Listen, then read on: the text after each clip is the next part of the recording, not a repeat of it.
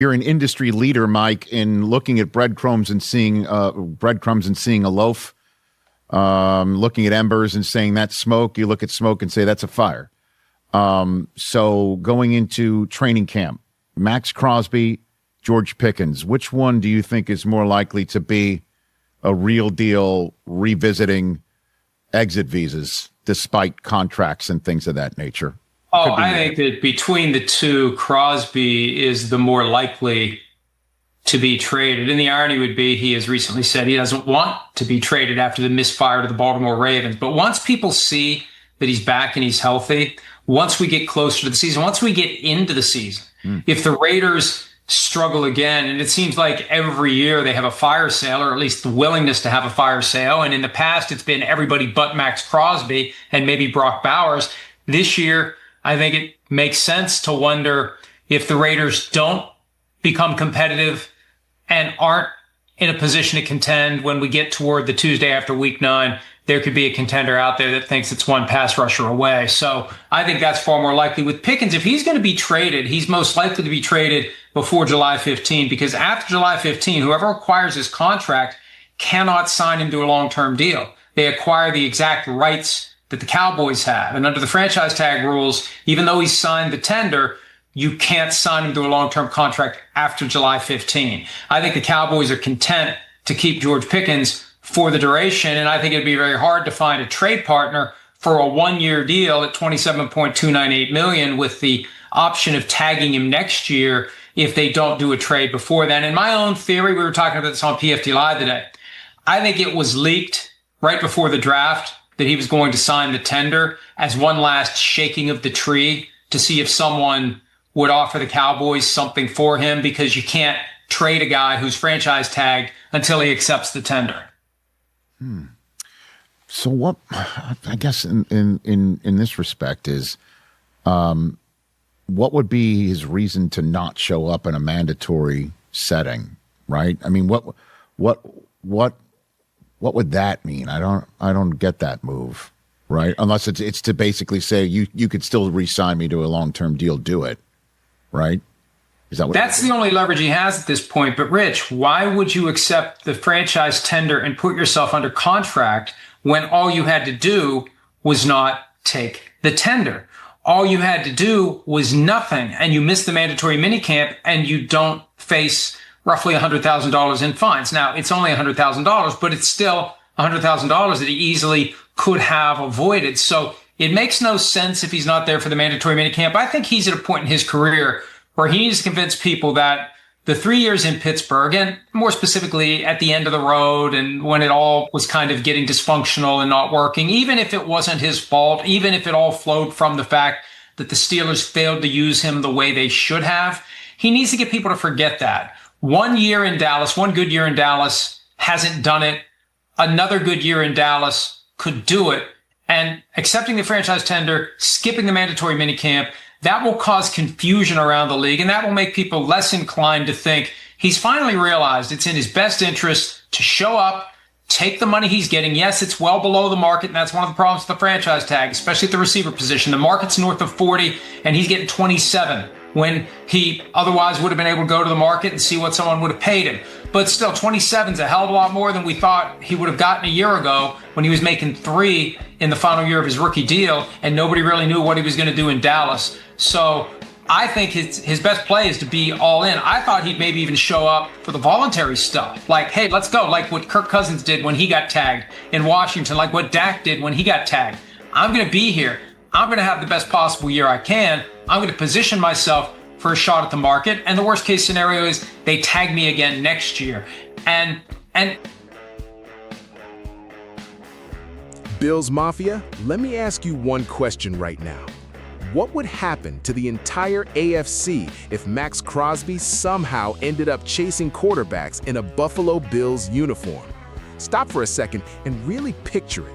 Josh Allen on one side, carrying one of the most dangerous offenses in football, and Maxx Crosby on the other side, hunting quarterbacks like every snap is personal.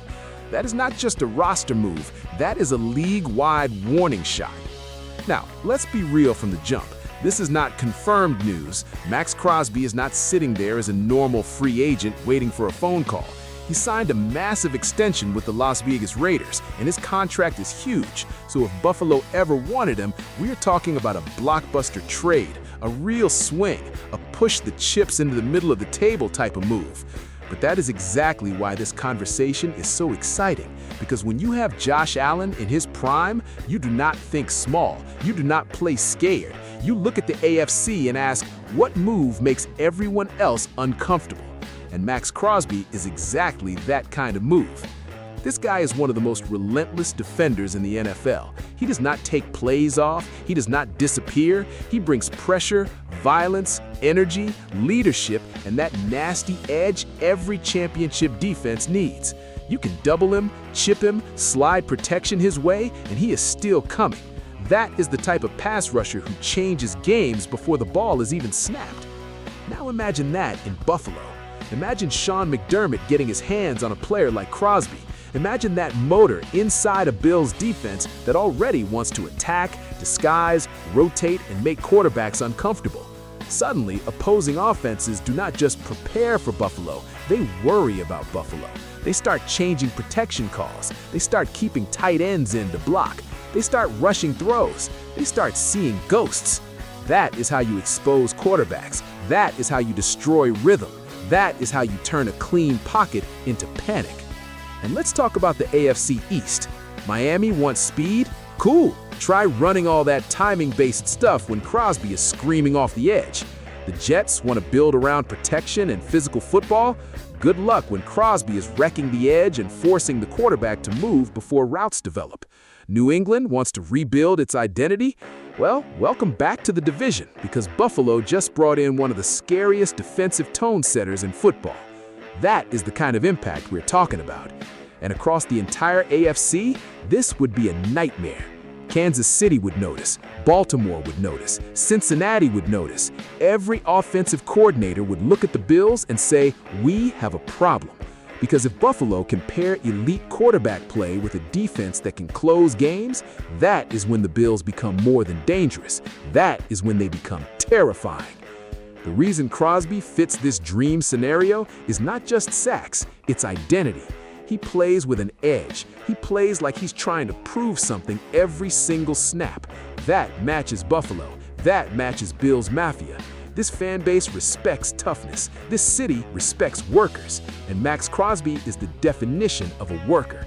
He is not a luxury piece, he is a culture piece. He is the kind of player who walks into a locker room and raises the temperature immediately. Would it cost a fortune? Absolutely. Draft picks, cap creativity, maybe even serious roster decisions. Nobody is pretending this would be easy. His contract is massive, and the Raiders would not just give away a franchise pass rusher. But championship windows are not easy either. The Bills know that better than anybody. You do not get unlimited chances with a quarterback like Josh Allen. When you have the guy, you build aggressively around the guy. And that is why Brandon Beane should at least monitor any situation where Crosby ever becomes available. You make the call, you ask the price, you study the cap, you see if the impossible can become possible. Because sometimes the difference between another good season and a Super Bowl season is one defensive superstar who ends a drive at the exact moment everything is on the line.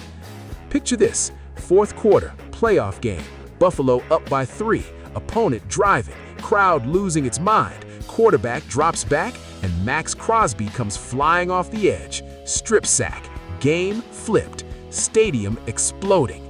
That is not fantasy football. That is playoff football. That is why pass rushers get paid. That is why contenders dream big. So, my take is simple. Maxx Crosby to the Bills would be extremely difficult, but if there's ever even a small opening, Buffalo should not blink. This team is too close to think small. This fan base has waited too long for safe, boring, careful football. Give Josh Allen a defense with a closer. Give Sean McDermott a monster on the edge. Give Bills Mafia a pass rush that makes the AFC shake. Bills Mafia, now I want your honest take. Would you trade major draft capital for Maxx Crosby if it meant giving Buffalo a real Super Bowl-level defensive weapon? Or is the price just too high? Drop your opinion in the comments, hit that like button, subscribe to Buffalo Blitz Report, and remember, nobody circles the wagons like the Buffalo Bills.